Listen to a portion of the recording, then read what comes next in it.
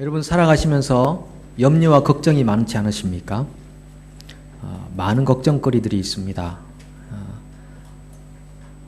아침에 일어나도 걱정이고요. 저녁에 잘 때도 걱정이고요. 그래서 그 걱정과 염려 때문에 이 마음의 여유가 없을지도 모르겠습니다. 그래서 마음의 여유가 없어서 우리가 함께 나누고 있는 이런 선교적 삶에 대한 이야기가 겉도는 이야기가 될 수도 있을지 모르겠습니다. 그런데 우리가 하나님께 부름받아 하나님의 자녀로 살아가는 이 삶에는 단순히 우리의 걱정과 염려만을 해결하는 그 차원의 삶이 아니라 더 높은 차원의 삶의 부르심이 있다는 것을 기억할 필요가 있습니다. 예수님께서 이렇게 말씀하셨습니다. 누가복음 21장 34절 말씀인데요. 너희는 스스로 조심하라. 그렇지 않으면 방탕함과 술취함과 생활의 염려로 마음이 둔하여지고 뜻밖의 그날이 덫과 같이 너희에게 임하리라. 생활의 염려라는 것 때문에 마음이 둔해진다는 것입니다. 이 일은 어떻게 될까? 저 일은 어떻게 될까? 염려하다가 주님의 재림을 맞이해서는 안 된다는 말씀이죠. 또한 예수님께서 마태복음 6장 31절로 33절에서 말씀하시는데 함께 읽어보겠습니다. 그러므로 염려하여 이르기를 무엇을 먹을까? 무엇을 마실까? 무엇을 입을까 하지 말라. 이는 다 이방인들이 구하는 것이라. 너희 하늘아버지께서 이 모든 것이 너희에게 있어야 할 줄을 아시느니라. 그런즉 너희는 먼저 그의 나라와 그의 의를 구하라. 그리하면 이 모든 것을 너희에게 더하시리라. 하나님께 부름받은 사람들은 생활을 염려하는 삶이 아닌 더욱 높은 차원의 삶의 목적이 있다는 것입니다. 그것을 저는 선교적 삶이라고 말씀드리고 있는 것이죠. 이 선교적 삶을 살기 위해서 우리가 선교사의 모델이신 예수 그리스도의 삶을 조명해 볼 필요가 있습니다.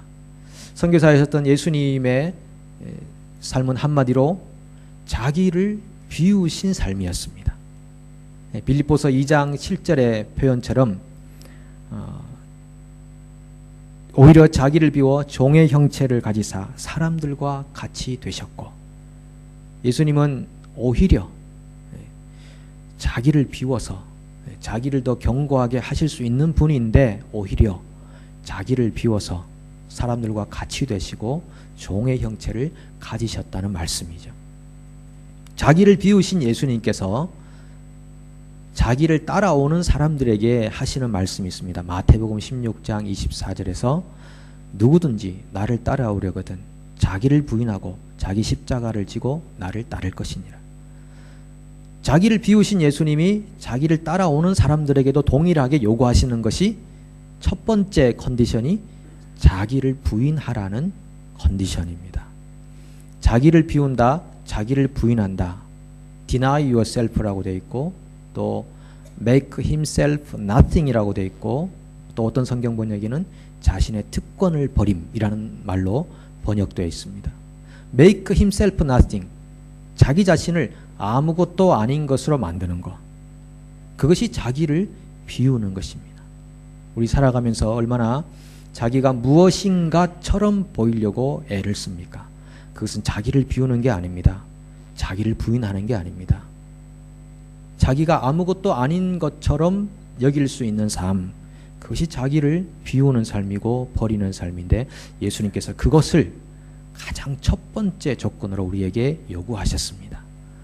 이 요구가, 이 주님의 조건이 충족되지 않으면 그 이후에 모든 신앙생활이라는 것은 예수의 제자가 아닌 삶이라는 것은 명백한 사실인 것입니다. 그래서 신앙은 자기를 버리는 영적인 전투입니다. 신앙생활을 하면 할수록 자기가 더 견고하게 세워져 간다. 그건 신앙 성장이 절대 아닙니다. 남의 유익을 위해서라면 나의 개념과 나의 철학과 내 신앙의 틀까지도 버리겠다고 할 수 있는 그 마음의 자세가 예수를 따르는 제자들의 첫 번째 삶의 조건이란 말씀입니다.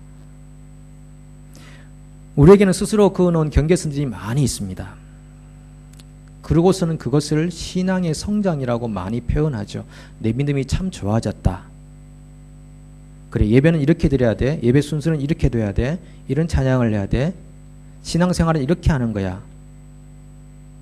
나 스스로 신앙생활하면서 그어놓았던 경계선이 확고해지면서 그것을 신앙의 성장이라고 우기며 살아가는 신자들이 있다는 겁니다.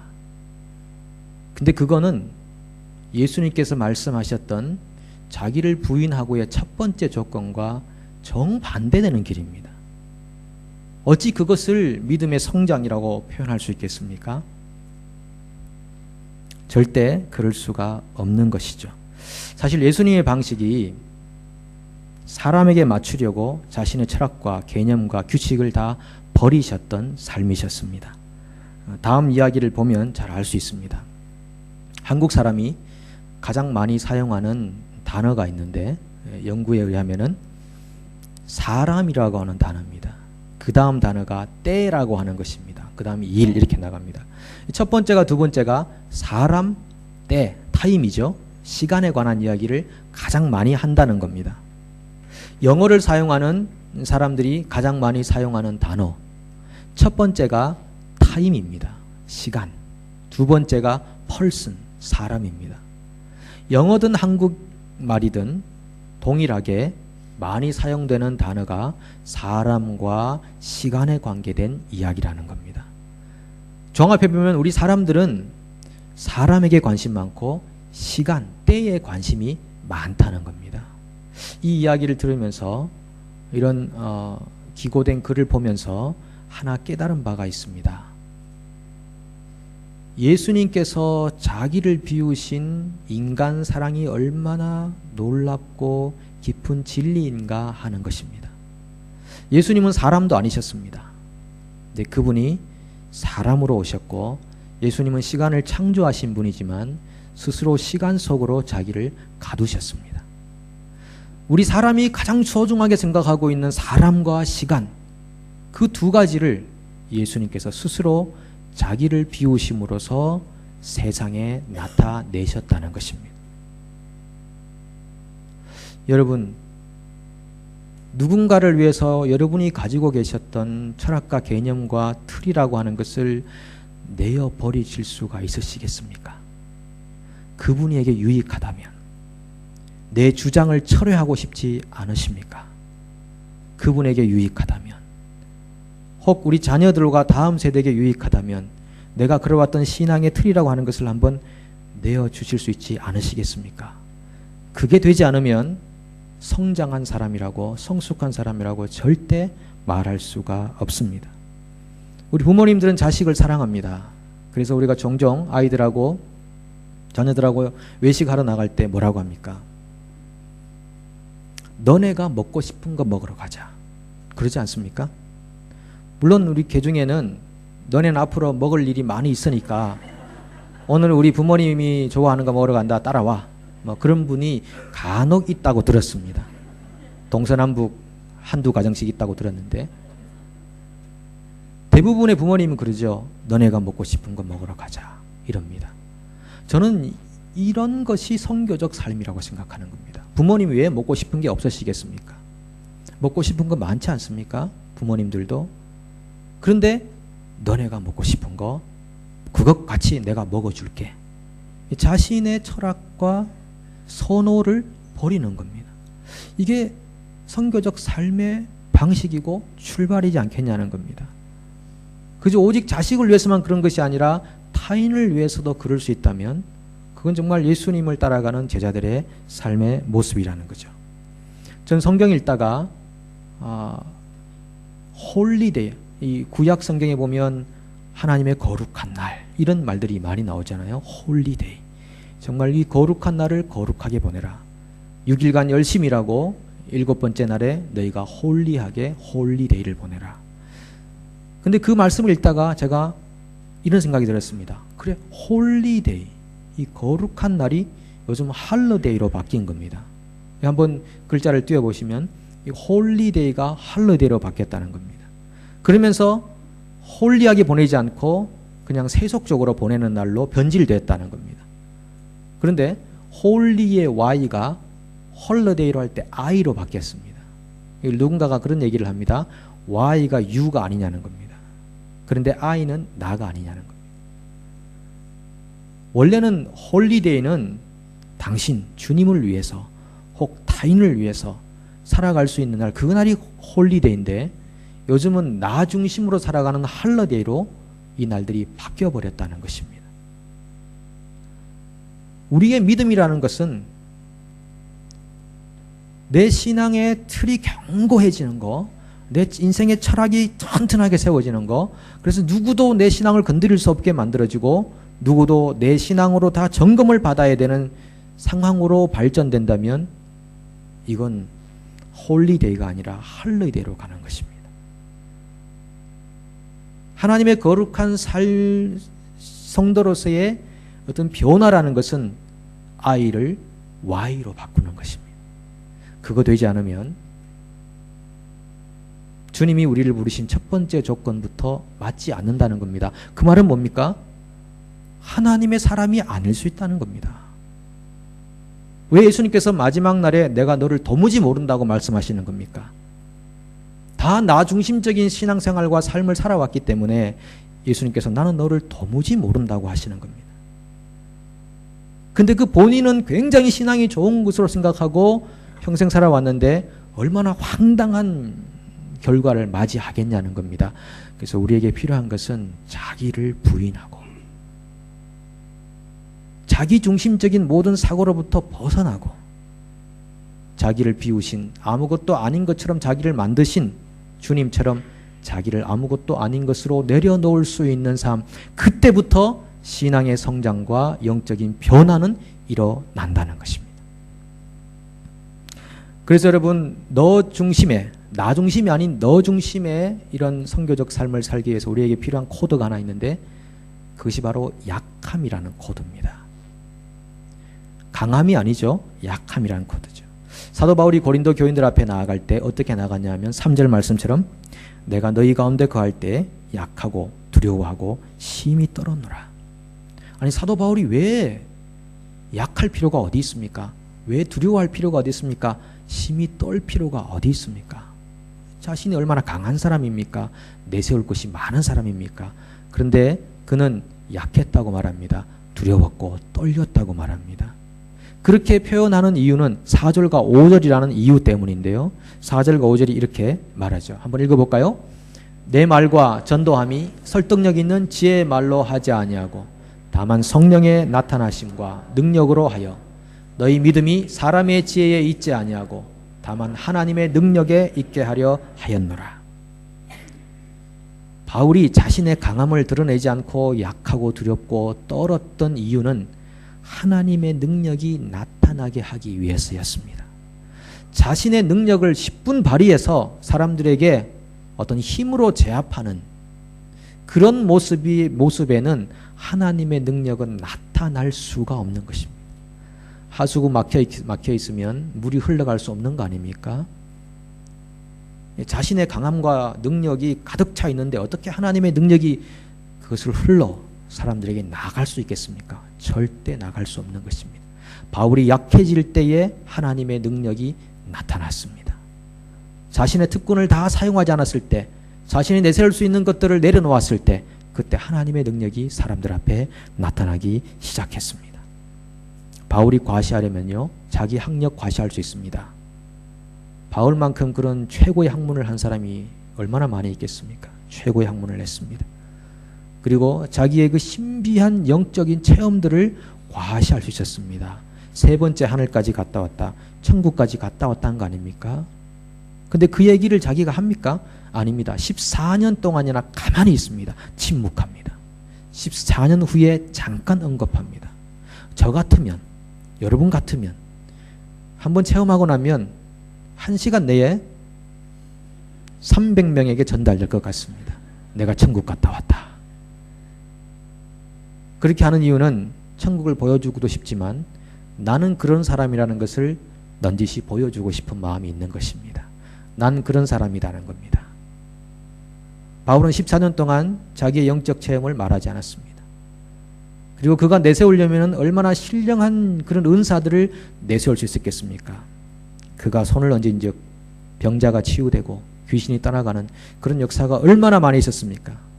근데 그는 그 모든 것을 내려놓았습니다. 그리고 오히려 아무것도 아닌 사람처럼 자기를 고린도 교인 앞에 세우면서 약하고 두렵고 떨림으로 그들 앞에 섰습니다. 그리고 오직 예수만 증거했습니다. 그렇게 예수만 증거하니까 하나님의 능력이 나타나서 고린도 교인들을 신자로 만드는 것입니다. 그리고 그들 속에 자기를 부인하는 역사들이 줄지어 일어나게 되는 것입니다. 만약 사도 바울이 자기의 힘을 과시했다면 정말 고린도 교인들이 하나님의 능력을 경험했겠습니까? 그들이 자기를 부인하는 삶을 살 수 있었겠습니까? 없었을 것입니다. 통로가 막혔기 때문입니다. 사도 바울은 그냥 비행기 타고 갈 수 있는 거를 뗏목 만들어 가지고 그 바다를 건너갔다는 겁니다. 비행기 타고 갈 수 있는데 일부러 자기의 선택으로 뗏목을 만들었다는 겁니다. 예를 들면 요즘 세습 문제가 아주 사회에 주목을 받고 세간의 그 화제의 중심이 됐지 않았습니까?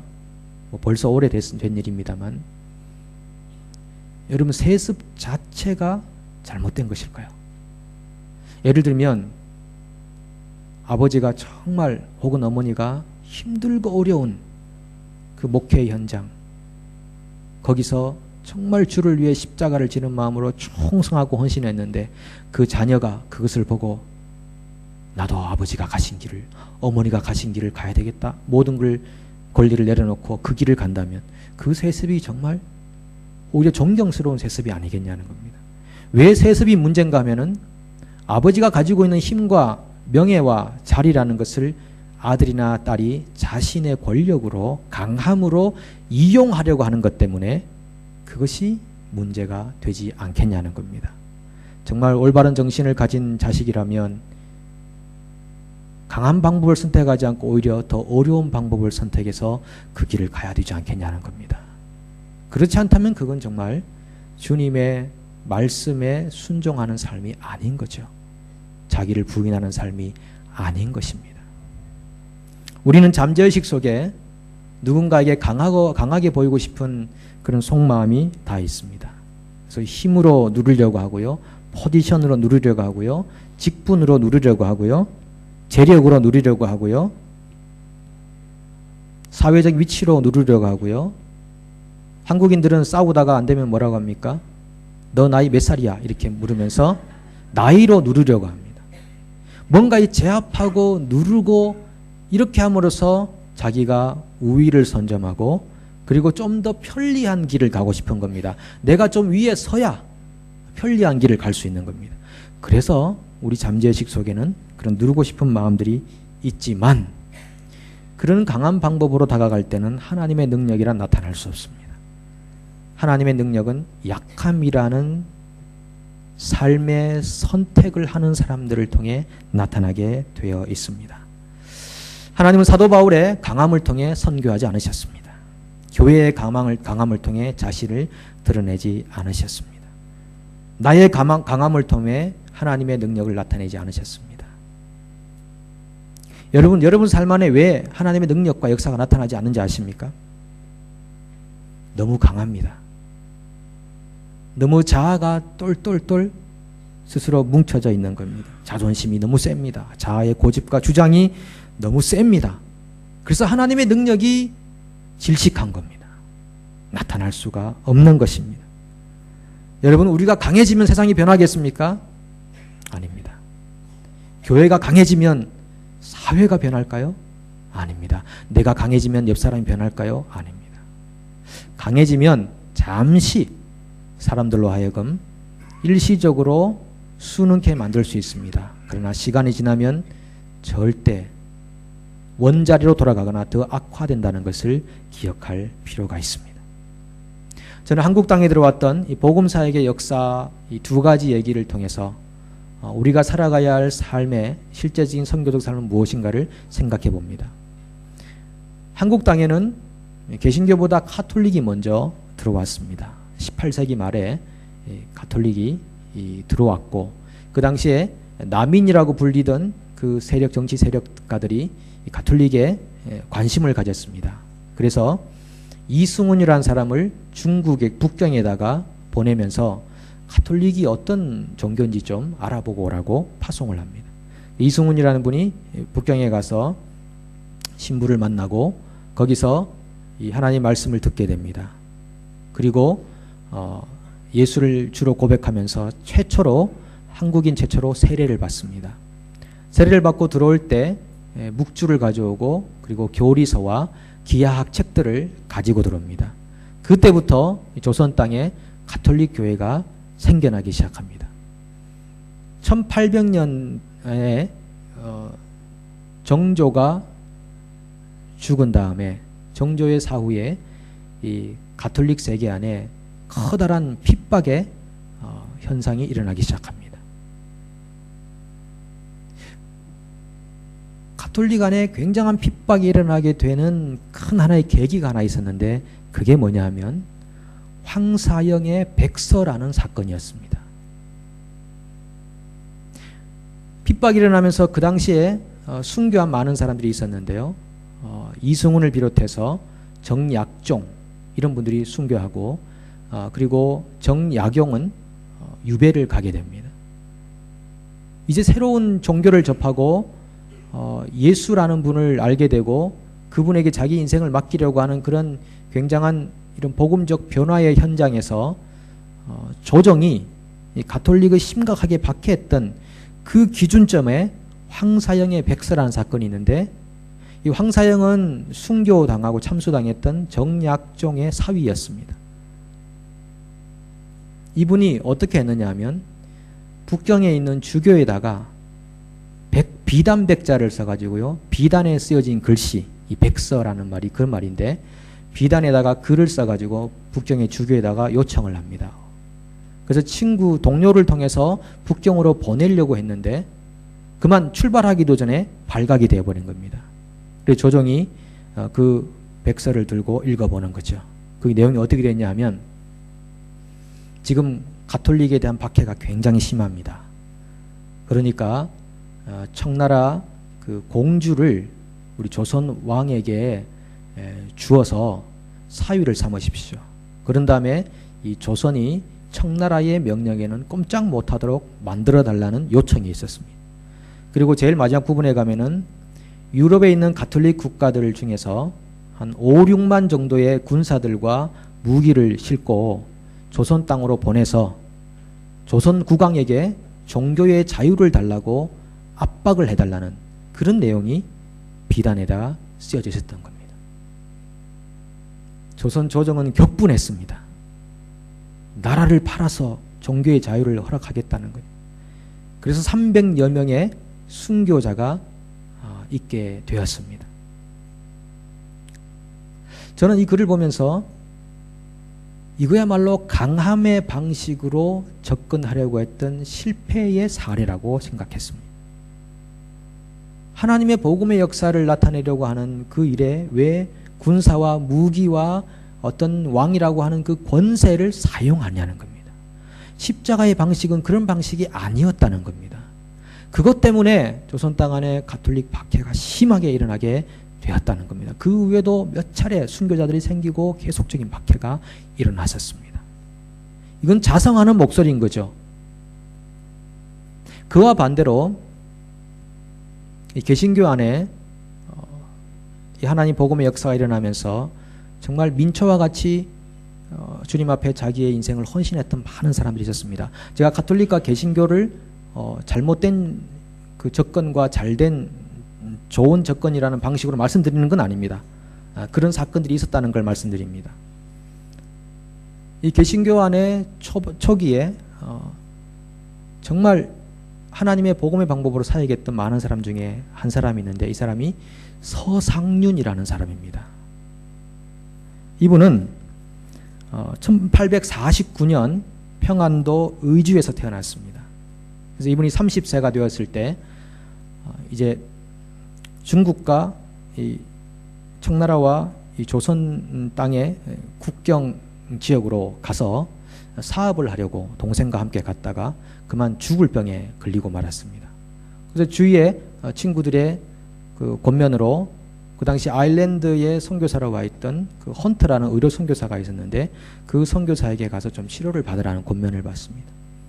그래서 서상륜이 거기 가서 내가 병이 나으면 예수를 믿겠다고 이렇게 얘기했는데 정말 하나님의 은혜로 서상륜이 죽을 병에서 구원을 받습니다. 병이 나은 다음에 이 맥킨타이어라는 분에게 세례를 받고 이제 예수 믿는 사람이 된 겁니다. 그 다음에 이분이 무슨 일을 했냐면은 로스나 맥킨타이어 같은 분들하고 성경 번역하는 일에 자기의 인생을 들이기 시작합니다. 그래서 굉장히 많은 성경을 번역하고 그리고 번역된 성경을 가지고 가서 사람들에게 말씀을 전해주고 섬겼던 그런 귀한 사람이었습니다. 여러분 잘 아시다시피 1883년 5월 16일에 한국 최초의 교회라고 불리는 소래교회가 황해도에서 생겨나게 됩니다. 그 소래교회가 생겨난 데 결정적으로 복음을 전했던 사람이 바로 서상륜이라는 사람입니다. 그리고 1884년에 4월 5일 언더우드와 아펜젤러라는 사람은 들어보셨죠? 그분들이 인천 제물포에 상륙을 했을 때 이미 300명의 신도가 있었습니다. 선교사가 오기 전에. 누구로 인해서? 서상륜이라는 사람에 의해서 300명의 신도가 생겨났었습니다. 언더우드 선교사가 설립했다고 하는 세문안 교회 창립 멤버 14명이 누구에 의해 복음을 듣게 되었나요? 서상륜이라는 사람을 위해서 복음을 듣고 창립 멤버가 되어서 세문안 교회가 생겨나게 됩니다. 최초의 조직교회입니다. 그 다음에 이어지는 연동교회, 승동교회 이 모든 교회들이 다 서상륜이라는 분의 헌신과 삶 통해서 생겨났던 교회들이었습니다. 그런데 그분의 이름은 크게 부각되지 않았습니다. 역사가 기록하기를 그분은 정말 겸손한 사람이었습니다. 어떤 영예도 추구하지 않는 사람이었습니다. 설득력이 있는 사람이었습니다. 자신을 절대 드러내지 않는 사람이었습니다. 라고 기록하고 있습니다. 저는 이것이 바로 약함의 방식이 아닌가 생각합니다. 과시하려고 해서는 안 된다는 겁니다. 자신의 존재를 부각시키려고 해서는 안 된다는 겁니다. 그러지 말고 자기가 내세울 수 있는 모든 권리를 내려놓고 오직 예수만 나타내자는 겁니다. 십자가만 전하자는 겁니다. 그럴 때 하나님의 능력이 나타난다는 겁니다. 저는 저와 여러분들의 삶 안에서 이런 능력이 나타났으면 좋겠습니다. 우리가 내세울 수 있었던 그런 체험과 그런 권세와 힘이 사람들에게 증거되지 아니하고 오직 십자가에 달린 예수만 증거되는 인생이 되기를 소망합니다. 이사야 선지자가 얘기했던 예수님에 대한 이야기 한번 볼까요? 이사야 42장 1절과 2절 같이 한번 읽어보겠습니다. 내가 붙드는 나의 종, 내 마음에 기뻐하는 자, 곧 내가 택한 사람을 보라. 내가 나의 영을 그에게 주었은즉 그가 이방의 정의를 베풀리라. 그는 외치지 아니하며 목소리를 높이지 아니하며 그 소리를 거리에 들리게 하지 아니하며.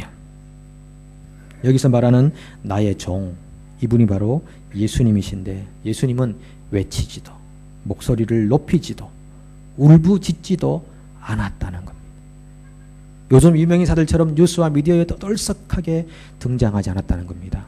그냥 지구의 한 지점에 오셔서 조용히 사시다가 조용히 가셨습니다. 그런데 그것이 하나님의 능력을 나타내는 가장 올바른 방법이었습니다. 약함인 것입니다.